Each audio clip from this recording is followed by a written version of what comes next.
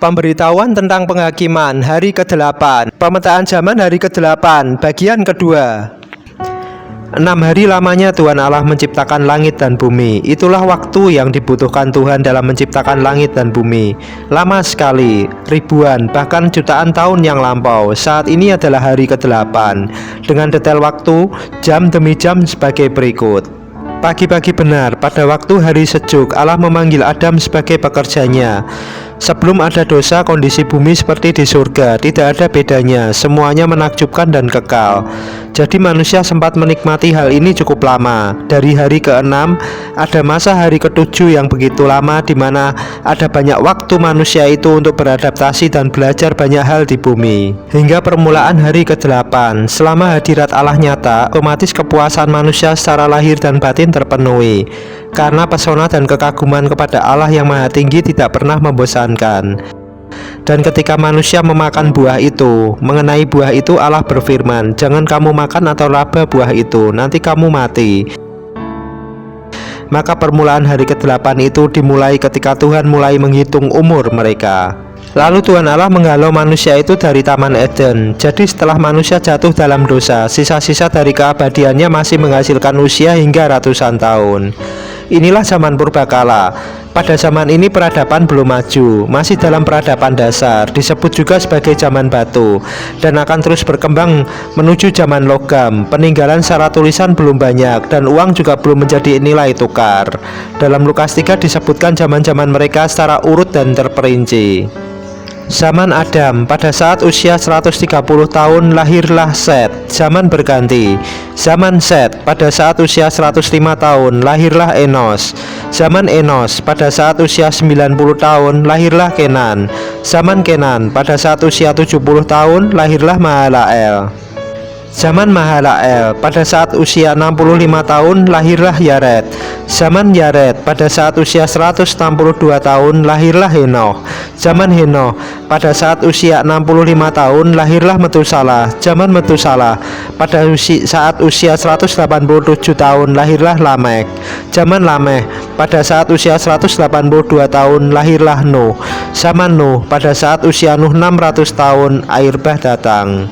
Sejarah juga membuktikan adanya masa glasial dan interglasial. Kejadian 2 ayat 5-6. Pada masa ini Allah juga belum menurunkan hujan ke bumi, tetapi ada kabut naik ke atas dari bumi dan membasahi seluruh permukaan bumi itu. Ada 10 keturunan dari Adam sampai Nuh. Dan jika dijumlahkan usia-usia tersebut, ada 1656 tahun dari zaman Adam sampai terjadinya air bah. Jadi 90 derajat terdiri dari 1656 tahun. Kira-kira pukul 9, Allah memanggil Nuh sebagai pekerjanya. Pada zaman ini peradaban semakin berkembang. Nuh dikaruniai pengertian dan hikmat untuk membuat bahtera yang besar. Kembali kepada 2 Petrus 3 ayat 4-8. Bumi yang dahulu telah binasa, dimusnahkan oleh air bah. Inilah satu masa pertama telah berakhir. Satu masa, dua masa, dan setengah masa. Pada waktu umur Nuh 600 tahun, pada bulan yang kedua, pada hari yang ke-17 bulan itu, pada hari itulah terbelahlah segala mata air samudra raya yang dahsyat dan terbukalah tingkap-tingkap di langit dan seterusnya. Kejadian 8 ayat 13. Dalam tahun ke-601, dalam bulan pertama, pada tanggal 1 bulan itu, sudah kering air itu dari atas bumi. Kemudian Nuh membuka tutup bahtera itu dan melihat-lihat. Ternyatalah muka bumi sudah mulai kering. Dan Kejadian 9 ayat 28-29, Nuh masih hidup 350 tahun sesudah air bah. Jadi Nuh mencapai umur 950 tahun lalu ia mati. Pukul 9 di Kejadian pasal 9. Maka kuadakan perjanjianku dengan kamu, tidak akan ada lagi air bah untuk memusnahkan bumi. Busurku kutaruh di awan, supaya itu menjadi tanda perjanjian antara aku dan bumi. Pukul 9 juga ia disalibkan. Dan mulai pukul 12 hingga pukul 3 kegelapan meliputi bumi, sampai ia berkata, "Sudah selesai." Selain berarti Tuhan Yesus telah menyelesaikan tugasnya sebagai juru selamat, juga berarti sudah selesai 2 masa, sehingga kita memasuki angka tahun yang berbeda, tahun Masehi. Itulah pelangi kasihnya, busurnya membentang mulai pukul 9 hingga pukul 3 petang. Jelas sekali tanda profetik ketika Yesus disalibkan. Letak kedua kaki berada pada pukul 6 pagi dan pukul 6 malam. Tangan kanan pada pukul 9, tangan kiri pada pukul 3. Dan letak kepala Yesus tepat pada pukul 12 siang, yang menandakan rencana Allah akan seperti pengorbanan Abraham dan Ishak. Dan lambungnya yang terletak di sebelah kiri atas tertikam dengan tombak, mengalir darah dan air. Dan darah dan air itu mengalir membasahi tepat pada pukul 5 petang, yang menggambarkan suatu umat yang dikuduskan dengan darah dan air. Kira-kira pukul 10 terdapat di Kejadian pasal 10. Tidak ada suatu yang kebetulan pada Alkitab. Pada saat kitab ini dituliskan oleh Musa, dikatakan Musa berhadapan muka dengan Tuhan. Nuh masih hidup 350 tahun sesudah air bah. Jadi Nuh mencapai umur 950 tahun. Lalu ia mati. Perikop selanjutnya pasal 10. Daftar bangsa-bangsa keturunan Sem, Ham, dan Yafet. Jadi Allah menilai pada pukul 10 mereka telah menjadi sekumpulan bangsa-bangsa, bukan suatu keluarga besar. Dalam kitab Kejadian 10 ayat 25 dan Tawari 1 ayat 19 juga disebutkan pada zaman Pelek inilah penduduk bumi terbagi. Kira-kira pukul 11 terdapat di Kejadian pasal 11, Menara Babel. Jadi sejak Allah menilai bahwa mereka telah menjadi sekumpulan bangsa-bangsa, barulah bisa Allah memecah bahasa mereka. Karena jika mereka masih dinilai Allah sebagai satu keluarga, Allah tidak bisa memecah bahasa mereka, karena mereka adalah satu keluarga. Pada peristiwa ini menjadikan banyak bahasa dan budaya seperti sekarang ini. Ada 10 keturunan menurut Injil Lukas 3 ayat 34-36. Zaman Sem anak Nuh, Arpakasad, Kenan, Salmon, Eber, Pelek, Rehu, Seruk, Nahor, Terah ayah Abraham. Kira-kira pukul 12 terdapat di Kejadian pasal 12. Perikop selanjutnya, Abraham dipanggil Allah. Jelas sekali Tuhan menampakkan diri kepada Abraham dekat pohon Tarbatin di Mamre, sedang ia duduk di pintu kemahnya pada hari panas terik, pukul 12. Ketika Sodom dan Gomora hendak dimusnahkan, zaman Lot. Zaman ini peradaban sudah semakin maju. Sudah ada peninggalan secara tulisan, harta benda, dan uang sudah dikenal sebagai alat penukar. Uang digunakan pada saat Abraham membeli gua Makpela dari Bani Het sebagai kubur Sarah istrinya. Dan juga momentum yang sangat penting ketika Ishak yang dipersembahkan kepada Allah. Bahkan banyak ahli telah meneliti bahwa usia Ishak pada saat pengorbanan itu sekitar 33,5 tahun, sama dengan usia Yesus ketika disalibkan. Dan juga Ishak adalah keturunan ke-12 dari Nuh. Kira-kira pukul 1 siang, Matius 1 ayat 17. Ada 14 keturunan dari Abraham sampai Daud. Lalu Allah memanggil Daud dan Salomo sebagai pekerja di kebun anggurnya. Pada zaman ini bait suci pertama didirikan. Ada korban pujian dan penyembahan di baitnya yang kudus. Kira-kira pukul 2 siang, ada 14 keturunan dari Daud sampai pembuangan ke Babel dan peralihan kekuasaan dari Babel ke orang Media Persia. Sekitar zaman ini bait suci kedua dibangun. Ada terdapat korban pujian dan penyembahan kembali di baitnya yang kudus. Serta Allah memanggil Daniel sebagai pekerja di kebun anggurnya. Adanya mimpi Nebukadnezar, Raja Babel, mimpi Daniel, dan penglihatan-penglihatan Daniel. Di sini ada detail waktu yang lebih spesifik menggambarkan kejadian setelah pukul 2 siang sampai sekarang. Kira-kira pukul 3 petang, 14 keturunan setelah pembuangan ke Babel sampai Kristus. Tuhan memanggil para rasul sebagai pekerja di kebun anggurnya. Zaman Mesias, zaman Masehi, peradaban sudah semakin maju. Peristiwa terpenting adalah pengorbanan Yesus di kayu salib. Salib mulai dinaikkan sejak pukul 9 dan mulai dari jam 12 kegelapan meliputi seluruh daerah itu sampai jam 3. Kira-kira pada jam 3 berseluruh Yesus dan menyerahkan nyawanya. Jadi jika Allah menilai adanya waktu gelap sejak diturunkannya hukum Taurat, janganlah kita kembali kepada kutuk hukum Taurat. Sebab hukum yang tertulis mematikan, tetapi roh menghidupkan. Jadi barang siapa menyembah Dia harus menyembahnya dalam roh dan kebenaran. Dan sekarang ini bumi masuk pada setengah masa. Perhatikan sistem kalender, penanggalan internasional, penanggalan umum yang dipakai saat ini dimulai dari setengah masa ini. Pada setengah masa ini jumlah tahun akan banyak karena Tuhan memberi penolong. Roh Kudus ikut bekerja, tetapi juga Tuhan berkata bahwa waktunya akan dipersingkat. Perhatikan betapa detail dan sempurna Tuhan Allah mengatur semuanya. Tempat Abraham mempersembahkan Ishak anaknya berada di Bukit Moria, Yerusalem. Demikian juga bait suci pertama, bait suci kedua, dan ketika Yesus disalibkan juga berada di tempat yang sama. Juga usia Ishak ketika dikorbankan sama seperti usia Yesus ketika disalibkan.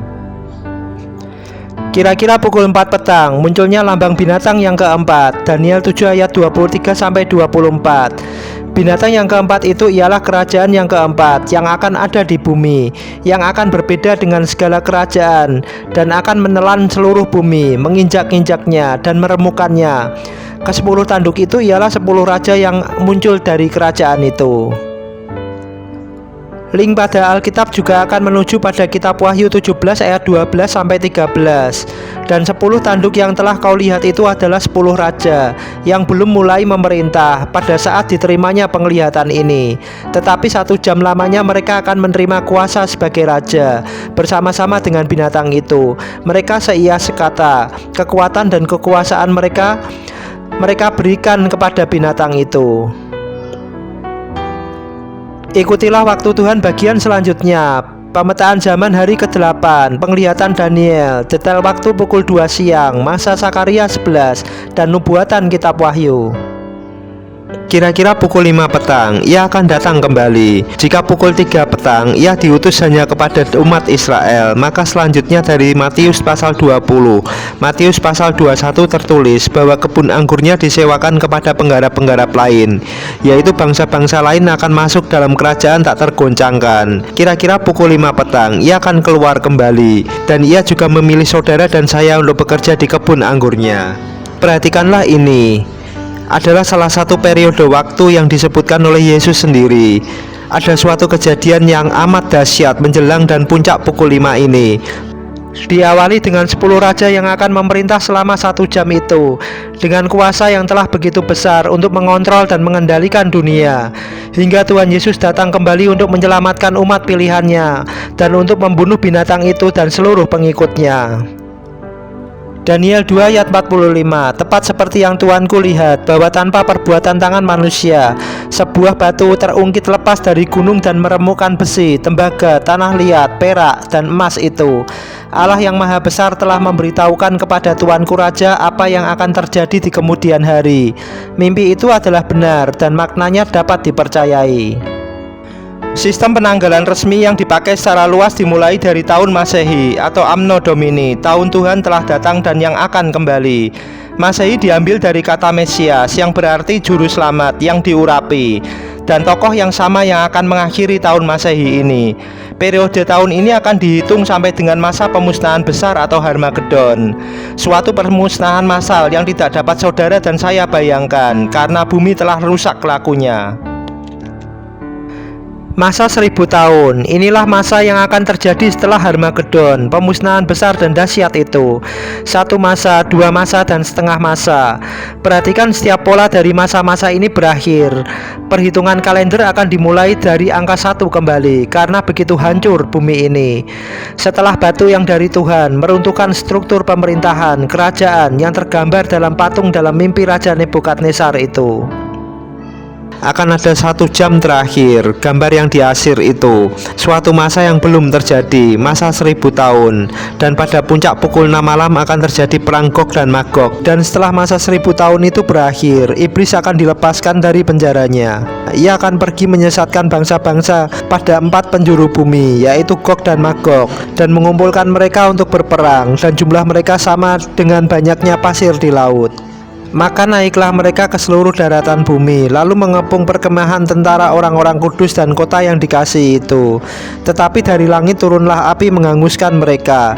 Jadi, yang dimaksud pada perang Gog dan Magog dalam kitab Wahyu ini adalah menggambarkan suatu pola dan struktur pemerintahan atau kekuasaan yang berbeda dengan struktur kerajaan atau pemerintahan pada patung Nebukadnezar itu.